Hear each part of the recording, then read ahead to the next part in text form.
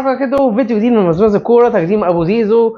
باذن الله يعجبكم. العودة من جديد، مع عودة الدوريات كان لازم يعود مزرعة الكورة من جديد. لقينا الدوريات بدأ بشكل سخن جدا، ريال مدريد يكسب اول ماتش 1-0 بالعافية، وفي الجولة الثانية كمان برشلونة يقدر يكسب 3-2 بالعافية بعد الريمونتادا جامدة. الدوري الانجليزي كمان بادئ سخن جدا، مع ان اول جولة لقينا كان في قمة يونايتد ارسنال لما ارسنال كسب يونايتد 1-0، وكمان في الجولة الثانية وهي المفاجأة الكبيرة جولة توتنهام ضد السيتي، والسيتي يخسر 2-0 من توتنهام في الاتحاد. تفاصيل جديدة حصلت، فلازم يكون في ملخص كويس جدا للحاجات دي. ظبط كوباية الشاي بتاعتك ويلا بينا نبدأ.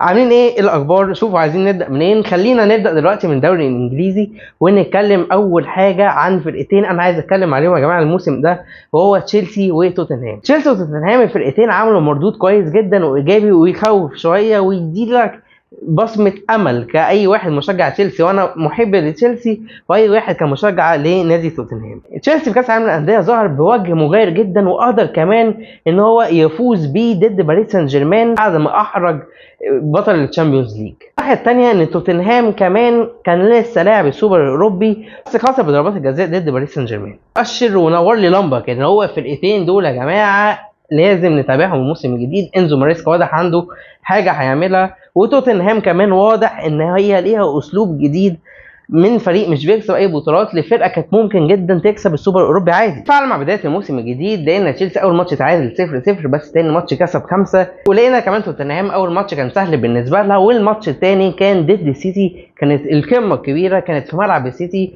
وتوتنهام يقدر يكسب السيتي 2-0 وسط ان السيتي جوارديولا لسه مرتبك ولسه مش عارف يلعب بتشكيله ايه وكده. بس توتنهام كان مميز وكان عارف هو عايز ايه ووصل اللي هو عايزه وقدر يكسب السيتي في ملعب الاتحاد. توتنهام السنه دي تحس ان هو بادئ بطريقه ثانيه، يعني شوف ريتشارلسون قدر يجيب دبل كيك فظيع جدا في اول ماتش، وكمان الماتش الثاني كان متالق ضد السيتي. نسيبنا بقى من السيتي وتوتنهام وخلينا نتكلم عن احلى ماتش الموسم ده لحد دلوقتي. عارف ارسنال جاب خمسات، عارف تشيلسي جاب خمسات، بس انا مكيفنيش غير ماتش واحد بس، وهو ماتش ليفربول ضد نيوكاسل.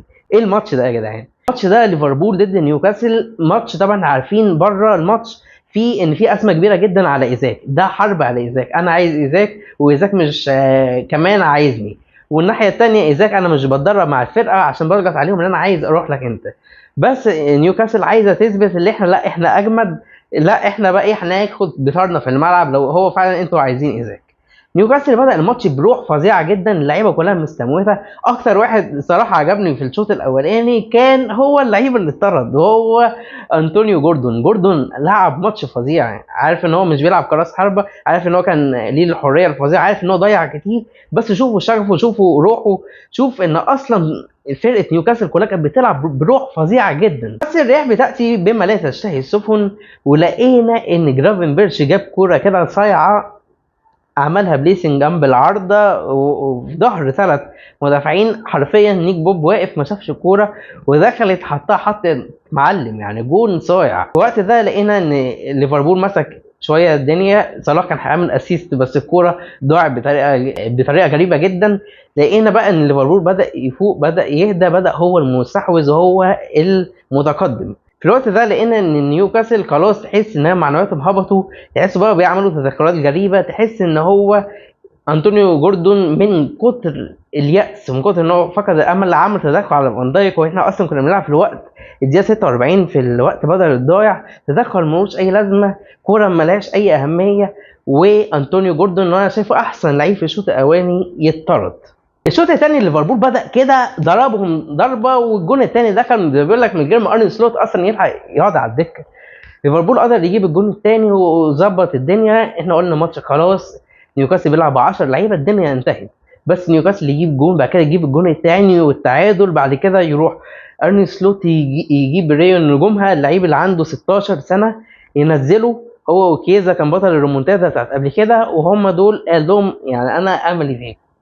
كيزا ما عملش حاجه، بس نجومها بقى نزل في الدقيقه تقريبا 100 ولا 101 قدر يجيب الجون ار2 بعد جمله متكامله. يعني بصوا كده على الجون من اوله وشوفوا كوره ارن سلوت مع ليفربول.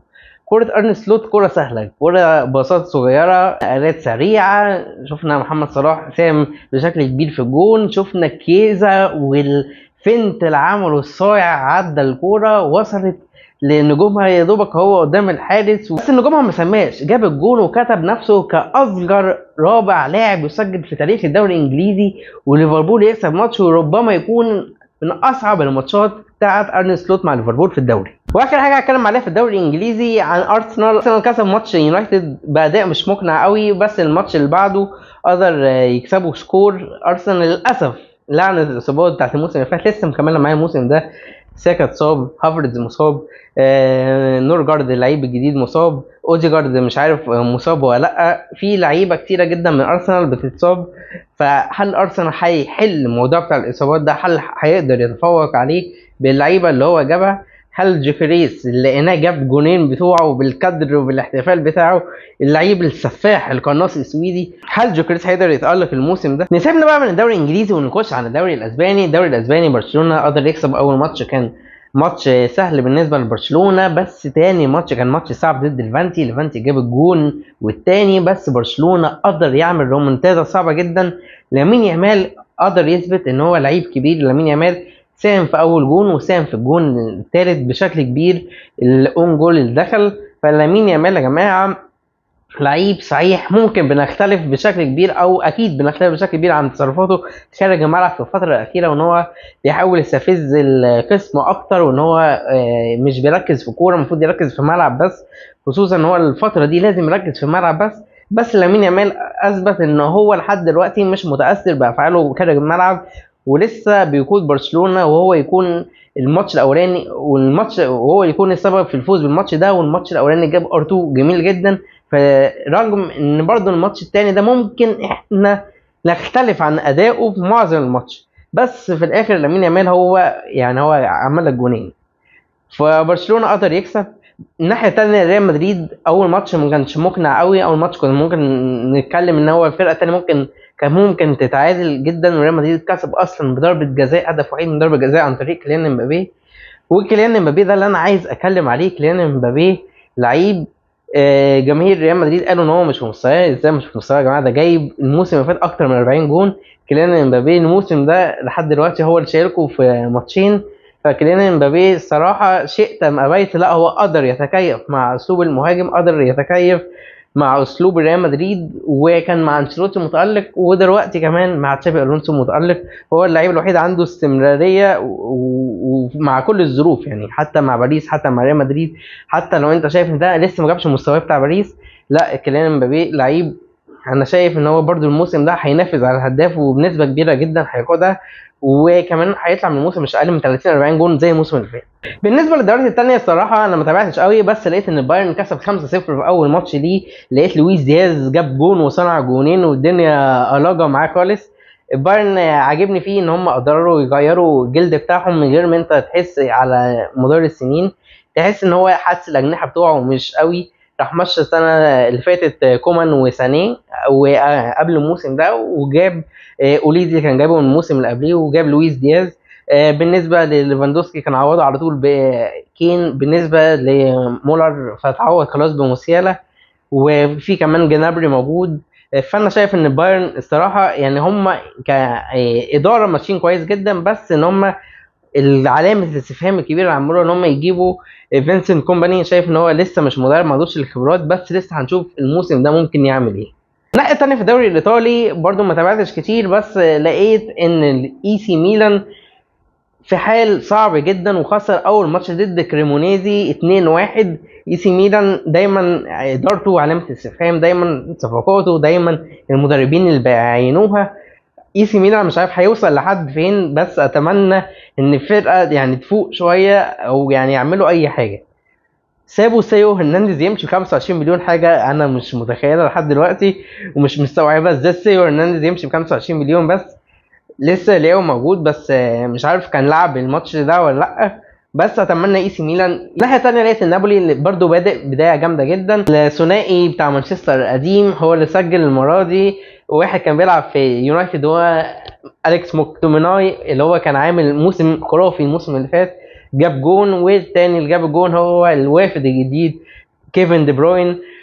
ولقينا الاثنين هم اللي جابوا الجونين، وكونتي بدأ الدوري بشكل كويس. هنشوف هل ممكن ينافس وياخده مرة ثانية ولا لا. دي تقريبا اهم الحاجات اللي حصلت في الجولة الاولى والجولة الثانية من عودة الدوريات. مستنيكم في الفيديوهات الجديدة، مستني رأيكم تحت في الكومنتات. ايه رأيكم في الحلقة دي؟ مستني توقعكم هل بالنسبة للدوري الانجليزي هل ارسنال هيقدر يتغلب عن الاصابات وعن المشاكل بتاعتهم، وهل هيقدر ان هو ينافس على الدوري؟ شايفين تشيلسي وتوتنهام هل هيكون ليهم كلمة الموسم ده وهل هينافسوا ولا لا؟ شايفين ارن سلوت هيقدر يكسب الدوري السنة الثانية على التوالي؟ شايف ان ارن سلوت عارف الفرقة، صحيح ما كانتش مقنعة قوي، بس شايف ان هو ماسك كل حاجة تحت ايده كويس جدا، وان هو ممكن ينافس بشكل كبير. من الناحية التانية نتكلم عن الدوري الاسباني. شايفين ممكن كيليان امبابي ينهي الموسم بكام جون؟ شايفين لامين يامال هل هيفضل متألق وهيفضل اداؤه في الملعب ثابت ولا لا؟ وبالنسبة للدوري الايطالي هل شايفين اي سي ميلان هل ممكن يعود؟ هل ممكن الدنيا تتظبط ولا لا؟ مستني كل رايكم تحت في الكومنتات، ارائكم، مستني فيدباك بتاعكم عن الفيديو ده. انتظروا جديد شديد ان شاء الله، وانتظروني في فيديوهات جديده، والسلام عليكم ورحمه الله وبركاته.